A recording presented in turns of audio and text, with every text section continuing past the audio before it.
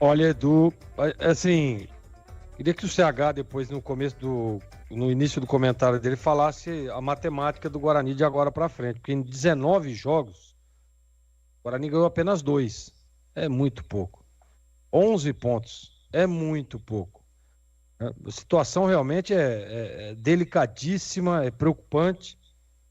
Guarani, olha, precisa fazer um. Eu acho que precisa fazer um segundo turno de time campeão. É o que o Guarani tem que fazer. Para se livrar do rebaixamento. E assim, para falar do jogo, não dá para dizer que o Guarani jogou mal, que os caras não correram, não dá para dizer isso. Ele pega no detalhe, né? Detalhe ali, perdeu um pouco a força, isso a gente tem que falar, que o Guarani, dali depois dos 15, 20 minutos do segundo tempo, arrefeceu, não conseguia manter a intensidade, não conseguia pressionar o adversário. Você vê que o Richard foi um mero espectador aí, do meio para o final do segundo tempo, praticamente que o Guarani não chegou em momento algum.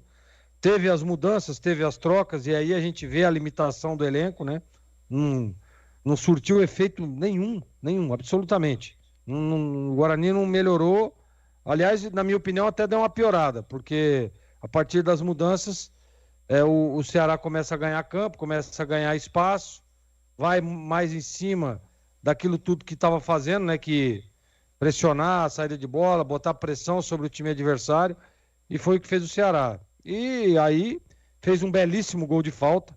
Eu vou repetir, hein? Não foi falha do Vladimir, não dá para tirar a capacidade, né? E a competência do cobrador, mas eu teria colocado mais um homem ali, 5 homens na barreira, né?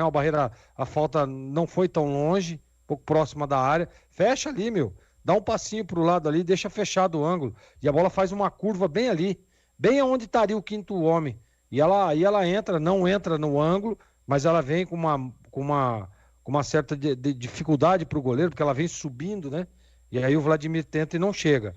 Mas eu teria colocado o quinto homem. E no terceiro gol, aí tem uma série de coisas, né? O Puga, ele é um baita de um jogador, tem muito talento, tá mostrando isso nessa competição, né? Artilheiro do time do Ceará. Ele vai um chute barra cruzamento e a bola vai lá do outro lado, pegando inclusive na trave, entrando. E aí o Vladimir, pô, aí é difícil pro goleiro, cara, é difícil, né? Uma batida do jeito que foi ali, mas é uma bola defensável. Então, não vou botar na culpa do Vladimir, longe disso, mas, na minha opinião, foram gols a não serem tomados, né? Se tivesse se precavido um pouco mais. Agora, o Guarani não produziu, né? Pra gente estar aqui falando assim, nossa, o Guarani poderia ter virado o jogo, o Guarani criou, o Guarani pressionou o Ceará, botou o Ceará para trás, perdeu um gol atrás do outro, fez do goleiro Richard o melhor em campo. Não, não foi isso que nós vimos. Foi um Guarani que foi até onde deu, né?